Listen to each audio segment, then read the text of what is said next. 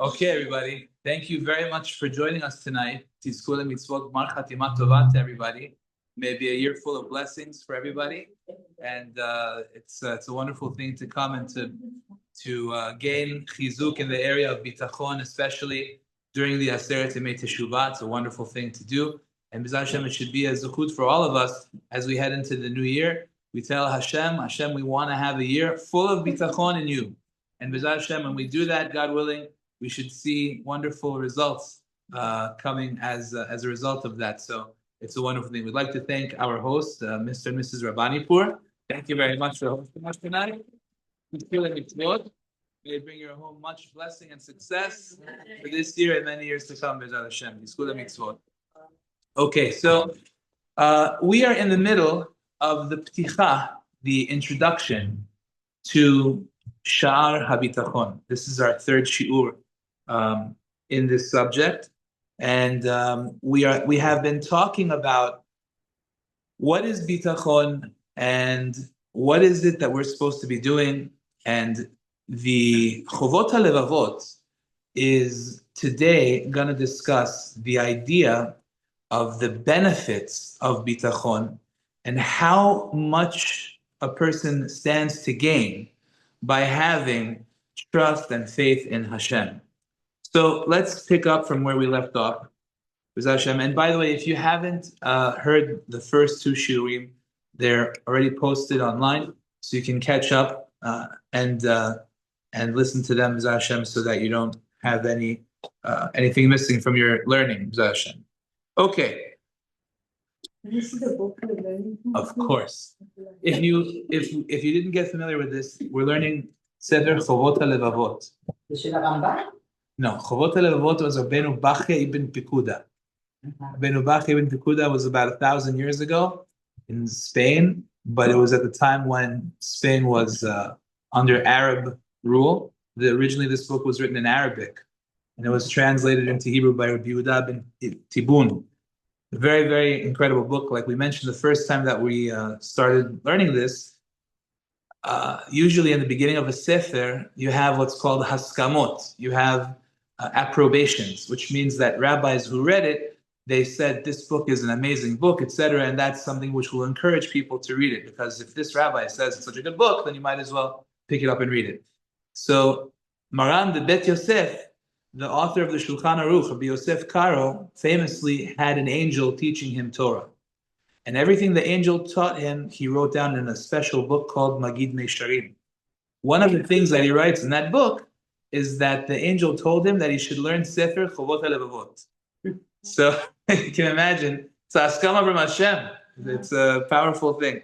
So, but not just, many great authors throughout the centuries have quoted this book. So therefore, I'm going to focus on this tonight. So, says the Chovot HaLevavot, Ve'achat ha'to'alot shel Habitachon la'avodat Hashem hi. One of the great benefits of Bitachon for the service of Hashem is She'aboteach be'elokim מביא אותו ביטחונו בהשם להסיח דעתו מענייני העולם הזה ולרכז את מחשבותיו לענייני עבודת השם. Which means that somebody who is fully trusting in Hashem has the ability to focus on serving Hashem. He has the ability to allow himself to, so to say, push aside his material pursuits, to push aside or to at least not make it the focus of his life, and instead to completely chase after Avodat Hashem. Okay? We're going to explain how this is going to be balanced, which we started talking about last time, but let's finish the paragraph. Vehu domeh, this person is like bimnuchat nafsho, with the serenity of his soul, uveharchavat hadat shelo, with his calmness and with his, so to say, generosity of spirit, because of his confidence in the fact that he will be a-okay. Uvmiut da'agato li'inyanei ha'olam hazeh, with his just minimal amount of worry of matters that are mundane and things that have to do with this world. He is similar, a very interesting comparison that he's about to give us right now. He is like לאומן קימיקה שיכול להפוך כסף לזהב. He is like, welcome. He is like an alchemist. There used to be something called alchemy, which is basically the idea. As you know, there are all these elements in the periodic table, and we know that there are different types of metals. There's silver, and there's gold, and there's all these different types of, elements out there. The alchemist was attempting to take silver and convert it into gold, or to take a metal and convert it into silver. So if you were able to produce such a patent with your knowledge of alchemy, so to say, so then you know that you can take it all the way to the bank and you've got it made, because no matter what you're going to do, you're always going to have this patent that you could literally make gold from whatever metal you want. That would be something which is very good. So this fellow who has bitachon is comparable to somebody who is this alchemist. Again, just an example. He could change silver into gold. Or copper and lead to silver. Through wisdom and through deed. So in other words, somebody with bitachon is basically on this level of comfort as if he's got a gold mine. Because when you have a gold mine, when you literally have, piles and piles of gold like Fort Knox, you don't have any fear anymore. You just know that you have it in the bank. You are good, right? So if you have that, you have no worries. You're not afraid of anything. You know that, in the bank over here, there's a tremendous amount of money, so I have nothing to be afraid of. So therefore, the guy with bitachon, says the Chovot HaLevavot, is like such a person. Clear so far? Everything clear? Okay. Now he says, this is where it becomes very interesting. He says, except that there are 10 additional benefits that the person with bitachon has that are above the alchemist. Meaning the alchemist doesn't have these things, and he still has what to worry about. Whereas the person with bitachon does not have these problems. And now we're going to see them one by one. Okay. So says the Chovot HaLevavot, Hayitron Arishon, who the first additional benefit that the Baal Habitachon has, the one who is trusting in Hashem, he's got something above the alchemist. What is it? She'uman hakimika zakuk limlachto. The one who is doing this kind of thing, trying to convert silver into gold, he needs his job in order to do this thing. Chomarim, he needs the raw materials. Machshirim miyuchadim, he needs machinery. Shebil'adehem, hu lo yachol lehotzi lapo'al shum davar. Without his machinery, without his raw materials, nothing is going to happen. So in other words, even if he knows what to do, unless he's got something to work with, then he's stuck. He might have a great idea, but it won't actually happen unless he's got the raw materials and the proper machinery. Not always will they be available to him. Sometimes they'll be available, sometimes they won't be. But when somebody has faith in Hashem, he knows that parnasato muftachat lo, that his sustenance is guaranteed to him, mikol ma shenimtza ba'olam, from anything that is available on the planet. וכל דבר ודבר בעולם יכול להיות האמצעי לפרנסתו כשהבורא ירצה. And no matter what it will be, anything can be the medium and can be the item that will bring him his parnasah, as long as it's what Hashem desires.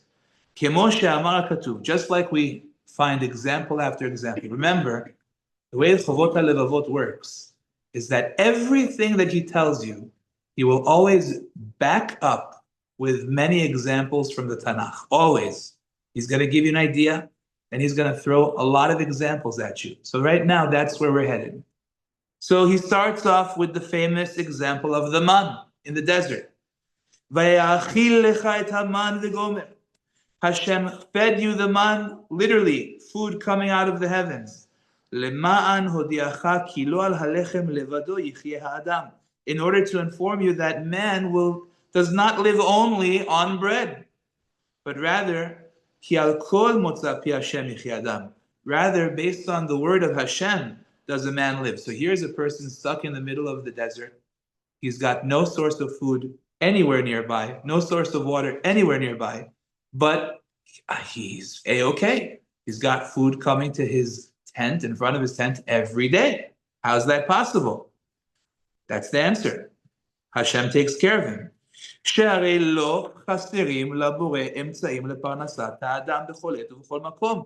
Hashem is lacking nothing, no problem for Hashem to give you your parnasah any place, any time.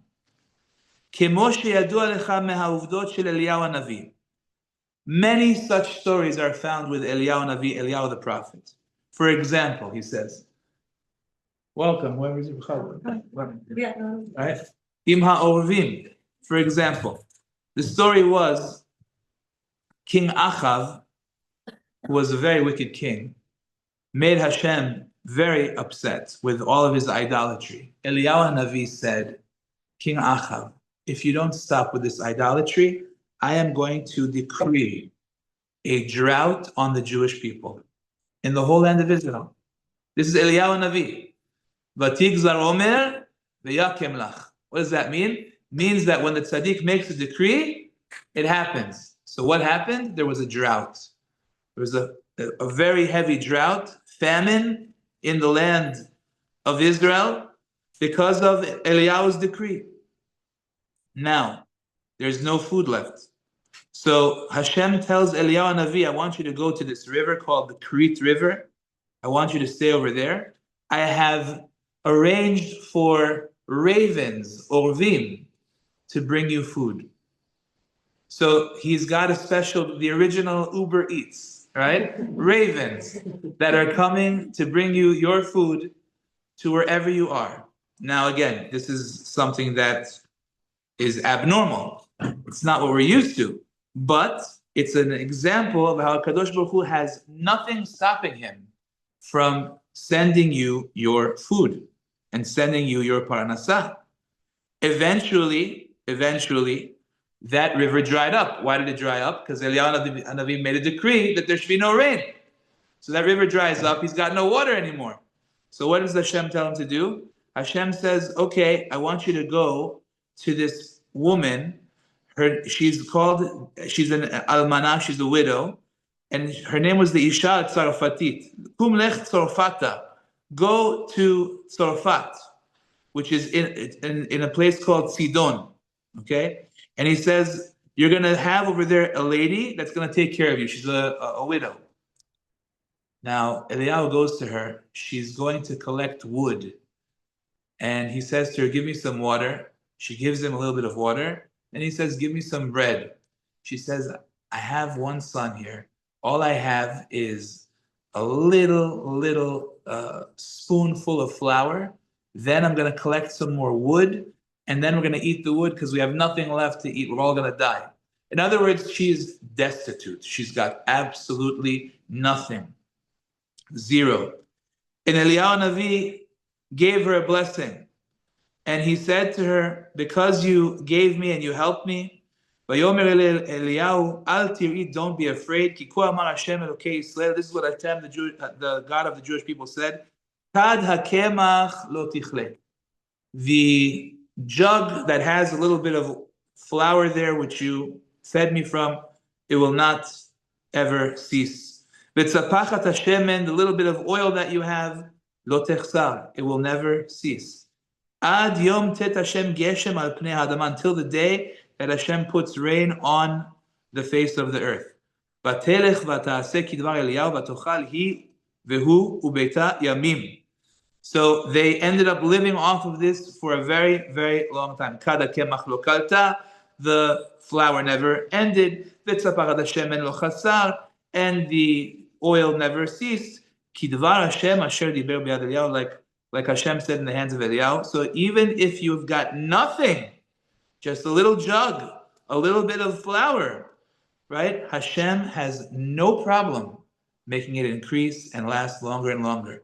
Now, I'm telling you things that are so far removed from the lifestyles that we live in, from the ways of life that we're used to. We're not used to thinking like this. But the first thing we have to do is train our minds to remember that everything which we do, Baruch Hashem, have, it all is because that is Ratzon Hashem that we should have it. It's all because that's the will of Hashem that we should have it. If God forbid for a second Hashem wouldn't want us to have it, then we would not have it. I'll tell you a story with the famous Mr. Moshe Reichman. You guys familiar with Mr. Moshe Reichman from Toronto? He was a very, very great Baal Tzedakah, and he supported hundreds and hundreds of yeshivot and institutions. He was a very, very successful real estate individual. And his beginning of his life in the 1950s, he ran away from Europe to Morocco, to Tangier, Morocco. And his family, they lost everything. They came with nothing to Morocco, to Tangier. And there was a fellow by the name of Dr. Toledano. Dr. Toledano at the time was extremely wealthy. He had built for himself an empire, and he was also a wonderful person that was involved in Kabbalah a little bit. And he decided, because of his knowledge of Kabbalah, to open up yeshivot and to support Torah. And he had this Mr. Moshe Reichman as a teacher in his yeshiva. And Mr. Moshe Reichman, at this point, at some point, he says to Dr. Toledano, he says, I hear that in Canada, things are starting to look up and there's a possibility of really making a lot of money over there. So this Dr. Toledano said, listen, I'm going to Israel. I'm not going to Canada. I'm leaving Morocco, but I have all the money I could ever ask for. And what happened was this Dr. Toledano went to Israel, and Mr. Moshe Reichman went to Canada. And Dr. Toledano, somebody stole all of his money from him. He was left with nothing. He ended up having to get hired as a worker, getting a small salary in order to support himself, while Mr. Moshe Reichman ended up becoming this billionaire.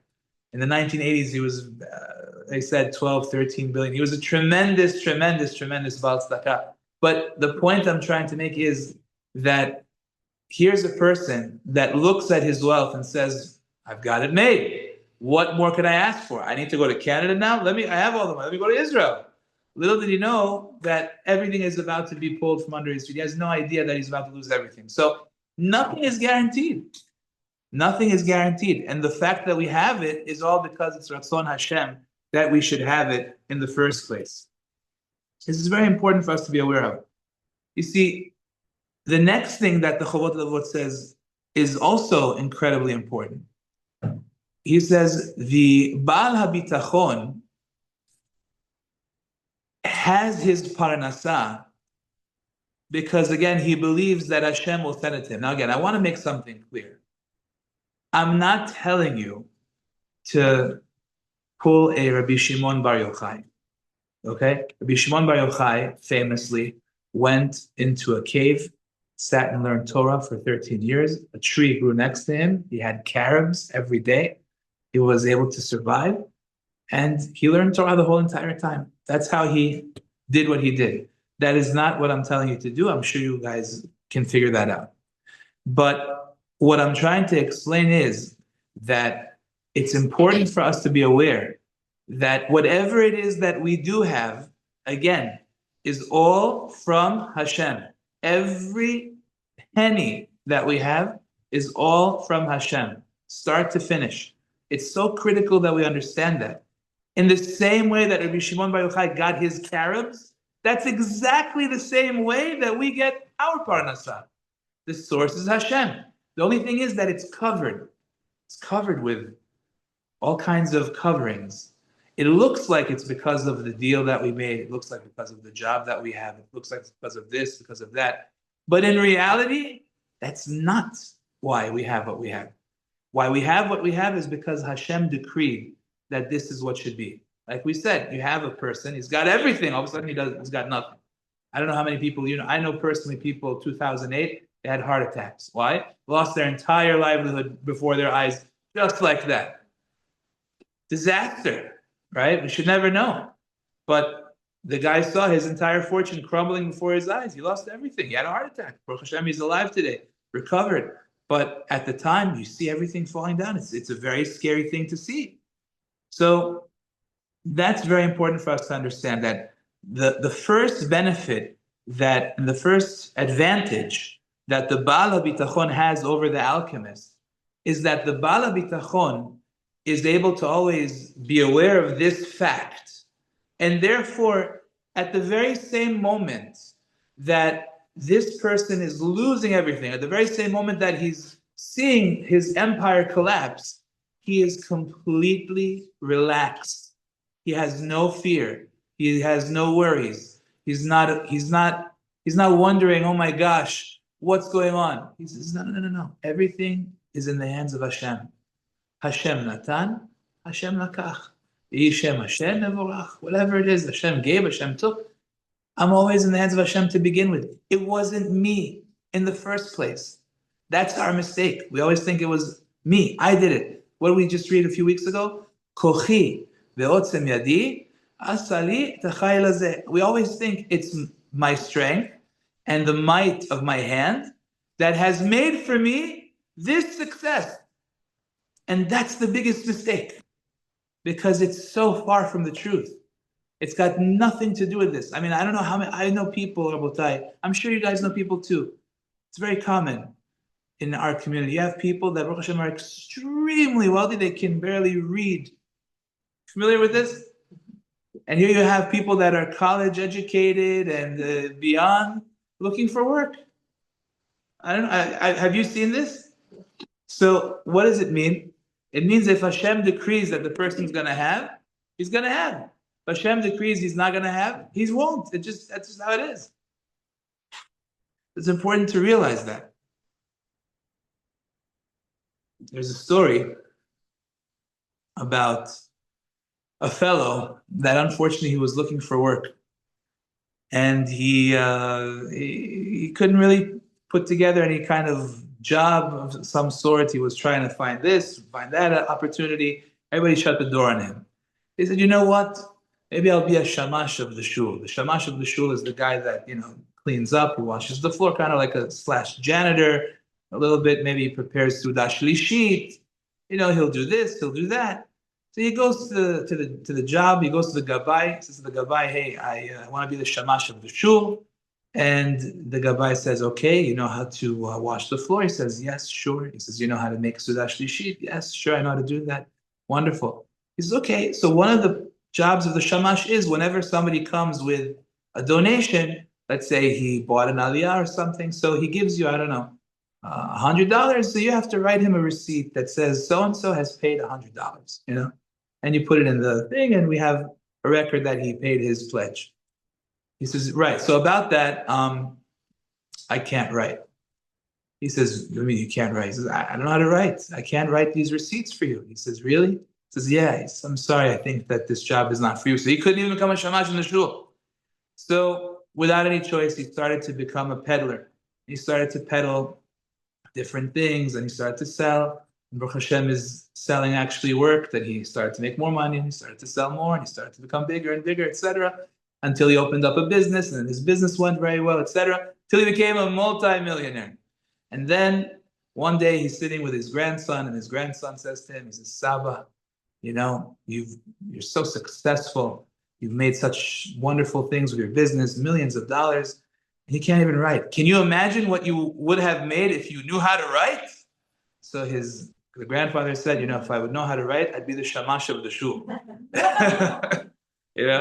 It's a counterintuitive thing. But if Hashem wants it to happen, it's going to happen no matter what. That's important for us to understand. It's all from HaKadosh Baruch Hu. Okay.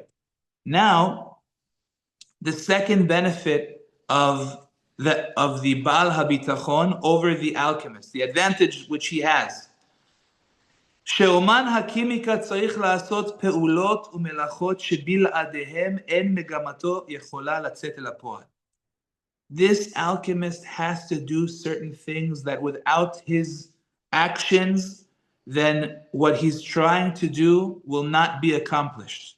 Alul likrot, it's very possible that through the actions which he needs to take in order to convert this metal into gold or this lead into silver, whatever it may be, ve'alul likrot, it's very possible shehareach, in the process, the smell, the heavy smell, ve'ashan, and the smoke, shel hasamim, of these different things that he's using, yamitu oto, they might really harm him, they might kill him.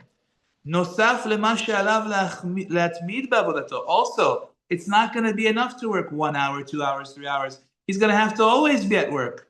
Ulityagia bazman rav. He's going to have to work a very long time. Yomam v'layla, day and night.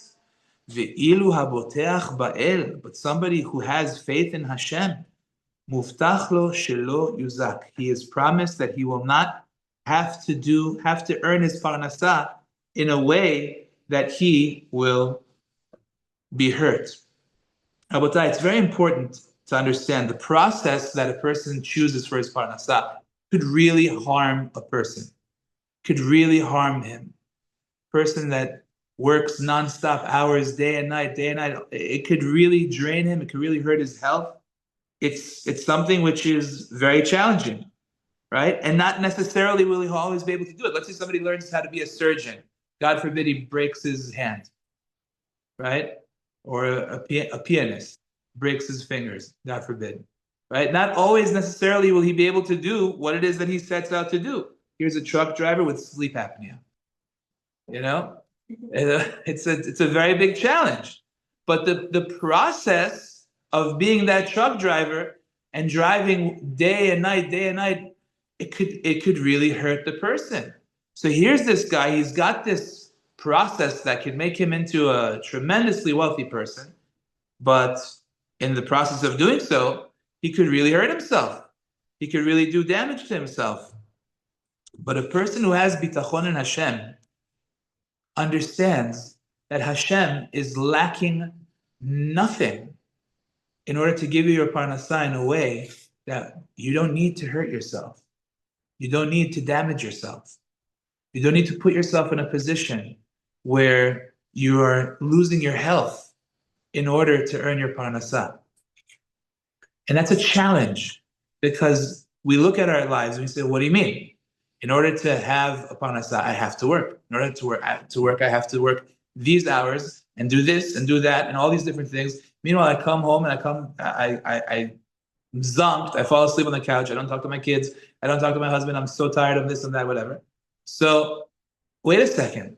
Do you really need to do that? Is Hashem, so to say, unable to provide you with a parnasah in which you won't need to do things that will harm you? These are things that are, it's a tough scenario to be in, because when you're in that situation, you say the answer is, of course I have to do all these things in order to survive, in order to work, in order to do, and I need to do what I'm doing in order to take care of everything. Makes sense, logical. At the same time, somebody with bitachon, with a little bit more bitachon, could say, hey, how come I have to be in China 3 weeks out of the month and only 1 week over here? Why is Hashem not able to give me a parnasah where I'm with my family the rest of the month? Is that not an option for Hashem? In other words, we have to really think, if we're really thinking in the terms of bitachon, then we can actually turn to Hashem and say, Hashem, you can give me my parnasah over here. I don't have to be away from my family 2 weeks out of the year, out of the month in order to earn a living. Each one on his own level.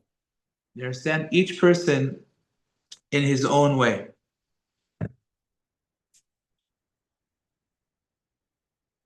And it's so interesting to see sometimes how people earn their parnasah in a way that they never even imagined. Sometimes a person is struggling and nothing is working out for him. All of a sudden, min hashamayim, certain things come and work out for him. Options he never even considered would Doors that would never be open for him, they open up for him. Why? Because he has the Bitachon in Hashem. That's what we're trying to say. The Chovot Levavot is of the opinion that if a person puts his faith and trust in Hashem, Hashem says, you trust in me, I open the door for you. Even if it doesn't seem like there will be a door opening for you, it's an option you never thought of, but I have it waiting for you. Just put your faith in me. Just put your trust in me. And you don't have to hurt yourself in the process. And you don't have to worry, and you don't have to lose sleep. Just have faith in HaKadosh Baruch Hu. It's it's easier said than done. Easier said than done. But it's something which it's important to be aware of that it exists. Yes, you have a question. If somebody has good intention and he says, I want to show my Bitachon in Hashem, and he said, you know what, I'm not going to do anything, I'm just going to sit home, I'm going to pray, I'm going to learn, and let Hashem provide for me. Are we allowed to even to... Right, so that's what I was saying before. The Gemara says that many tried to do like Rabbi Shimon Bar Yochai, it didn't work for them, right? Because like what we spoke about in the last class, the idea that each person is on a certain level of trust in Hashem, and that means that depending on where you're holding will determine how much hishtadlut, how much effort you need to put into your work. So it all depends on how much of bitachon you have. For example, Rabbi Shimon Bar Yochai was on this super duper level where not only did he say it, he actually really believed it. And because he really believed it, Hashem really gave it to him. But you have to be on a very high level for that. And we're not even close. And the idea is that based on where you are, that will determine the outcome of how much effort you need to put in to what you are doing. You understand? So for some person, it's going to be more. For some person, it's going to be less. Yeah. That's the problem. How do we know how much effort each person is required to do? Because this is very confusing. That when do we know if you're doing too much? Yeah, I'm not saying that's an easy question. As a matter of fact, we spoke about in the last class how many times we see that failure to do the right thing in this exact question causes disasters. If you remember, we said Rav Dessler writes, that's why the story with the spies was such a disaster. Because here are the spies, here are the Jewish people, they know exactly that Hashem is with them for all this time. Hashem saved them from Egypt, split the sea for them, gave them the man, and they want to send spies to spy out the land to see which way to go, right? How to go. Wait a second. Okay, normally that's a good idea. Normally it sounds like a logical thing to do. You want to spy out the land, how should we attack? Gather intelligence, it makes sense. But you Jewish people that you have man coming from Shamayim, you Jewish people that you have the sea split for you, you need to send spies for you on your level. That's too much effort. Ooh, you did too much effort. Guess what happens to Tisha B'Av? Right? Hashem told Moshe Rabbeinu, we want to send somebody to Israel to check the land.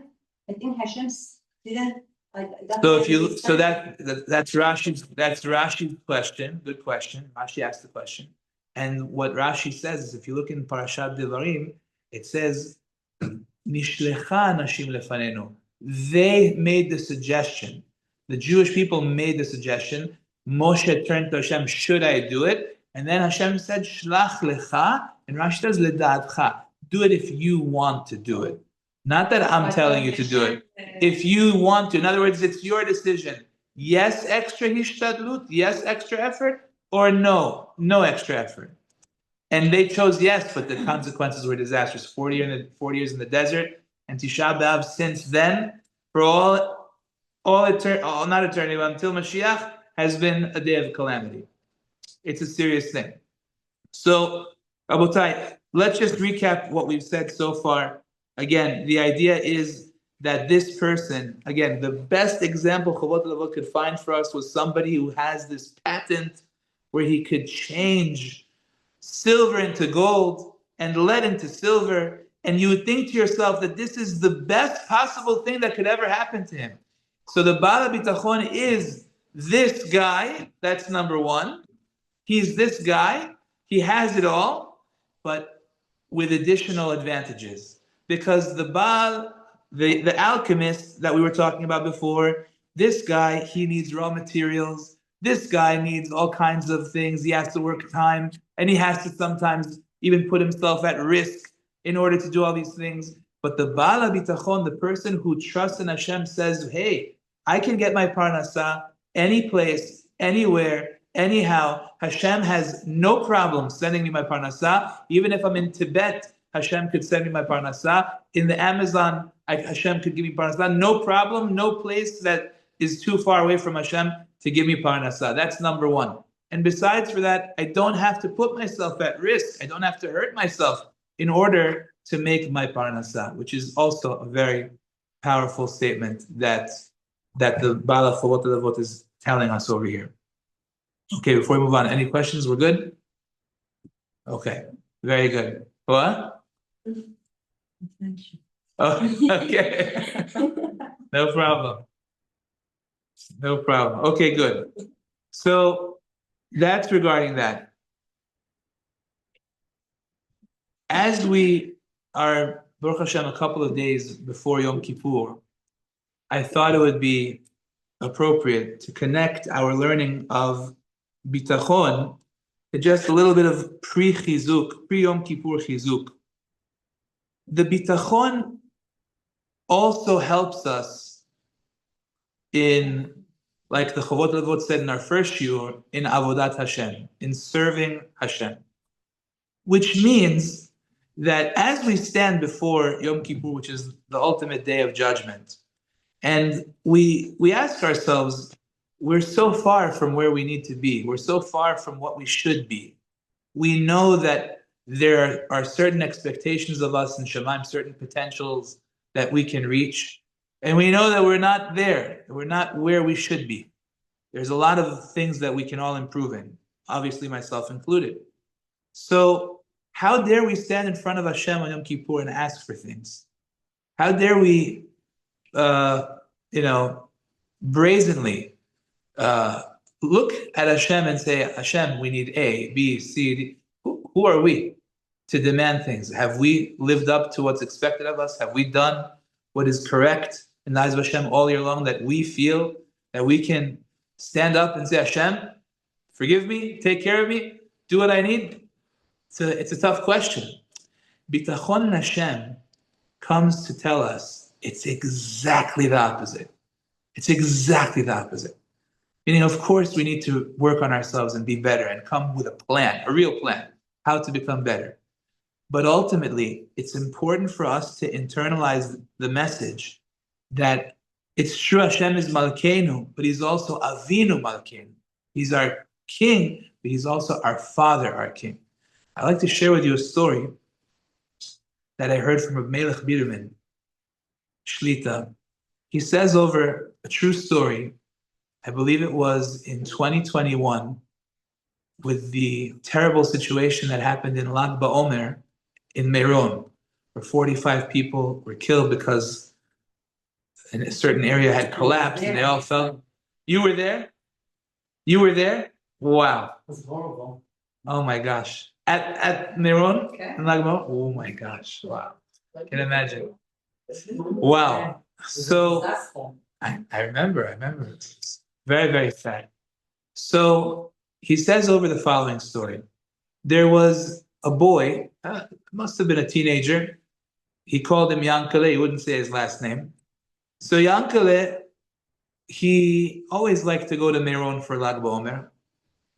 And Yankele's father took a look at the calendar and he saw that year Lag BaOmer came out Thursday night, Friday.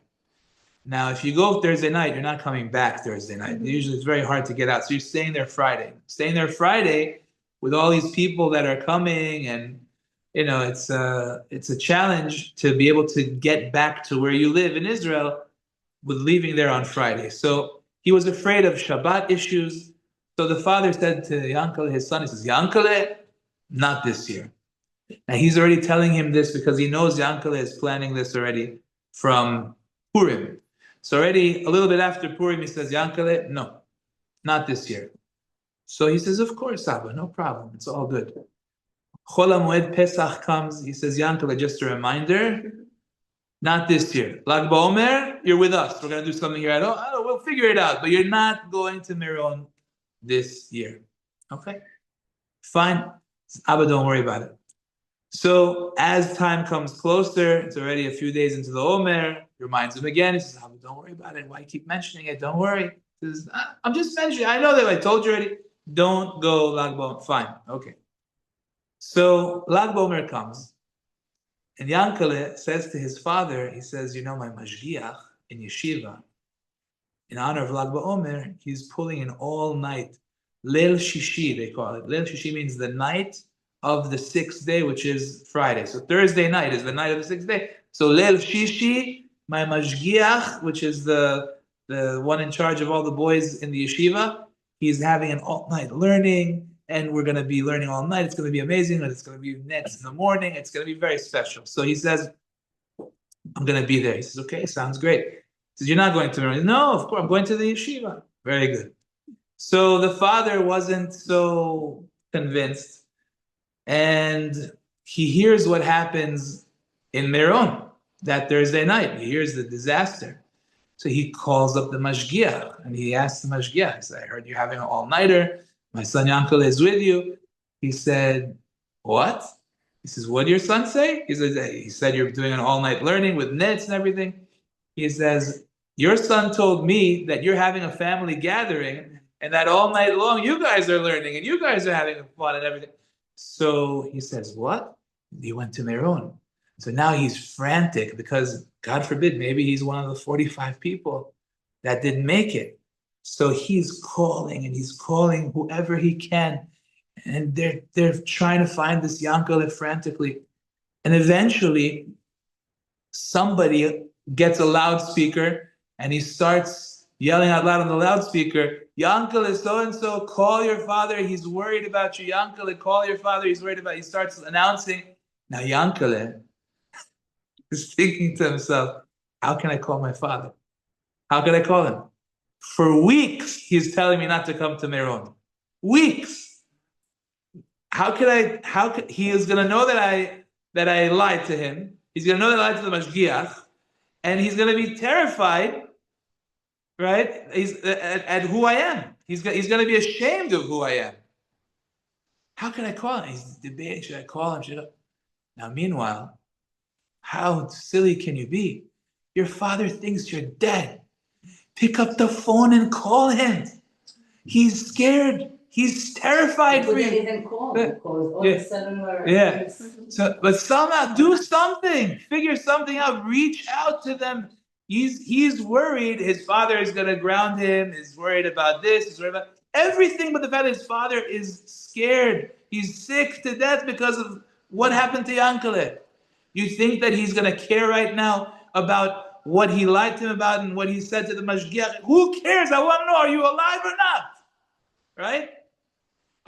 That's exactly the relationship that Hashem has with us in Aseret Teshuvah.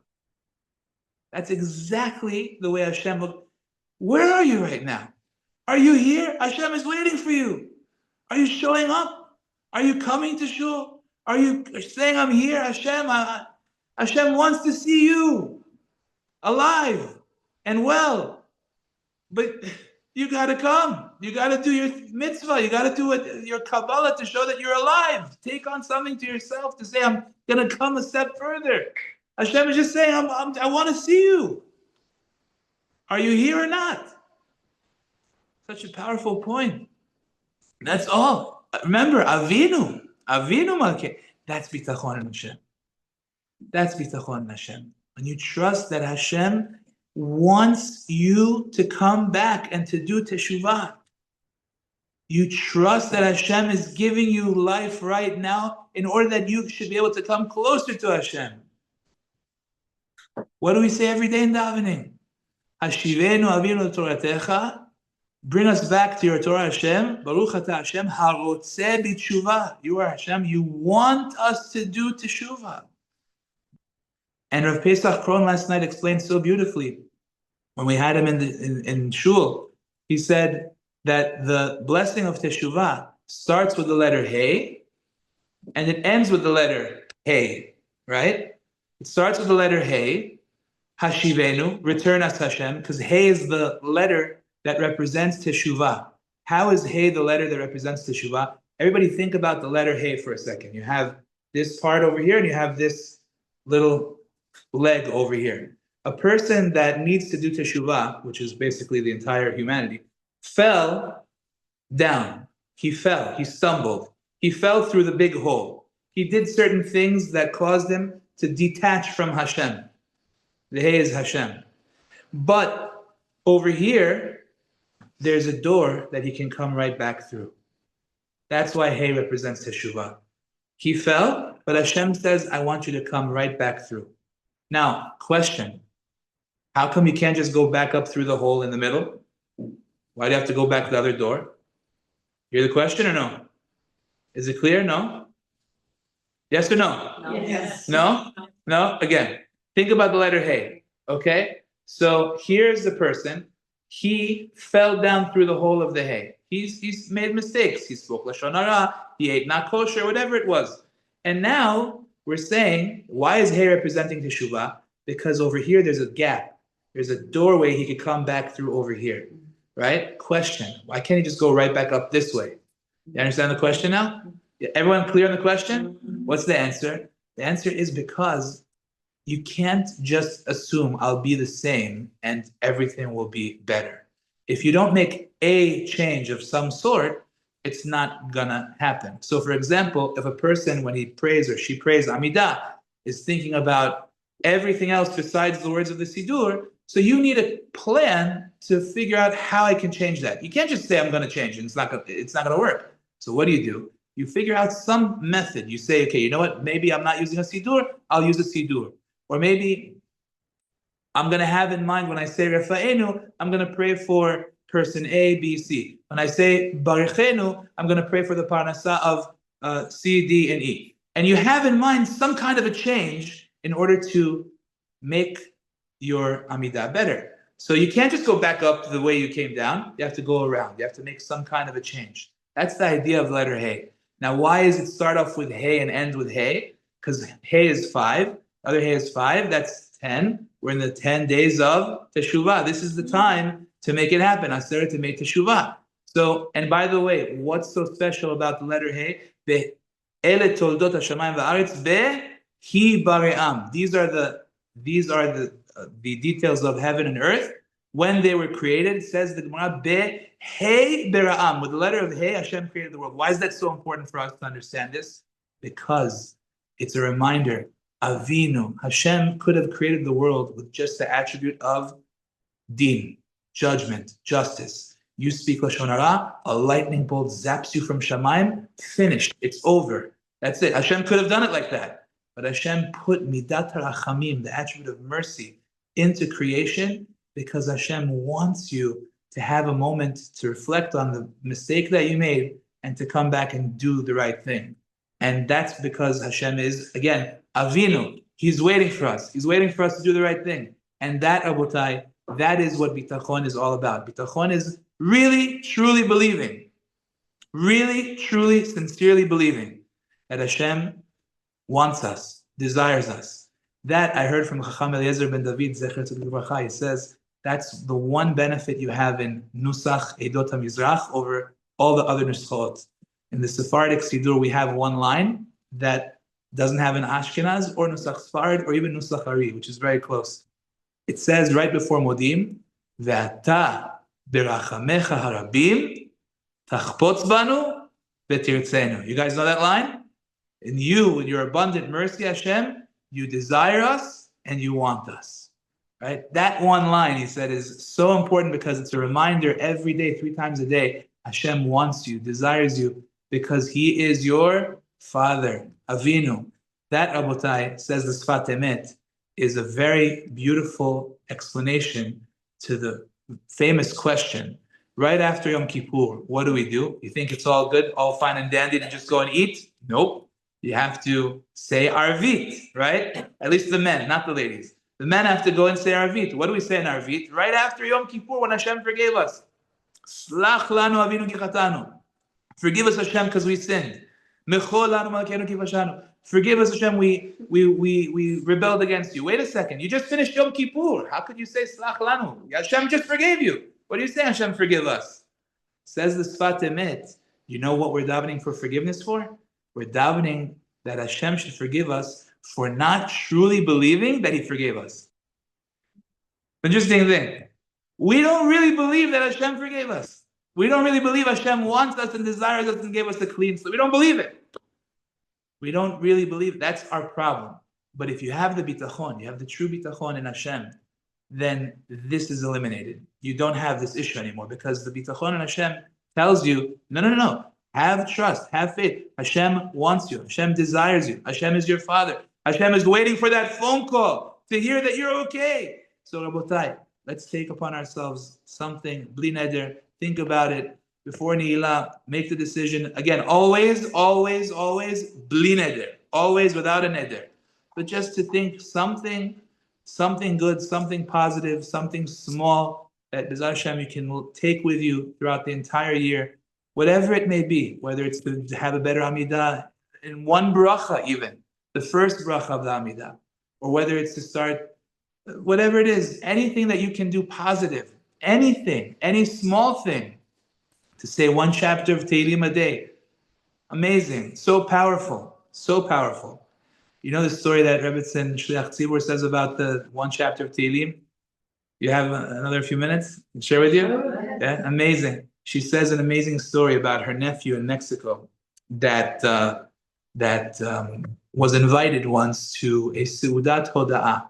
Somebody made a meal, nice big meal, thanking Hashem for his miraculous recovery. He was very sick, he got better, and he invited Rebbetzin Shliach Tzibur's nephew in Mexico to the meal. Now this guy was like, okay, I don't really know this guy that well, but we know of each other. I'll go. He goes, and he sits by the meal, and there are a bunch of people there, and they're having the meal, very nice. So then this fellow gets up to speak, and the fellow says, a lot of you are probably wondering, why did I invite you? And this probably seems very random, and I want to explain something to all of you. And he said the following thing. He said, listen, as you know, I was very sick.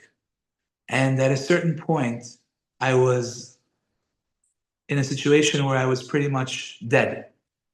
And my body left, my neshama left my body. And I saw that looked like it was time for me to go. But then I saw something, I guess it was a malach, some angel that said to me, it's not your time. And then he pointed at different people and he said, look, he's praying for you. He's praying for you. He's praying for you. He's praying for you. And guess who he showed me? All of you. All of you prayed for me. And that's why I invited you to my Seudat Hoda'ah. Now, the nephew said, yeah, I saw a text or something. I looked at it and I saw a name. I took out my Tehillim and I said one chapter of Tehillim. That's it. One chapter. One parak of Tehillim. That could have such a powerful effect. You have no idea. So here's a person before, Yom Kippur, they say, you know what? I'm going to take one Tehillim a day. That means there's 150 chapters in Tehillim. That means in 150 days, you're going to finish Tehillim 1. Okay, so be it. But it's one more time than you did until now. That's big. That's very big. Bitachon, and Hashem says, Hashem desires that one chapter a day. Hashem wants that one step closer. B'ezras Hashem, we should all have the zechut to be blessed with a happy and healthy, sweet new year, B'ezras Hashem Yitbarach, with true bitachon, and God willing, in the zechut of our bitachon, we should see much blessing and success. I'd like to thank Mrs. Rabbanipur for hosting us. Thank you very much. Thank you. And we're going to call it a night, guys. It's good to meet you. Thank you for having us. Thank you. And if we have any questions,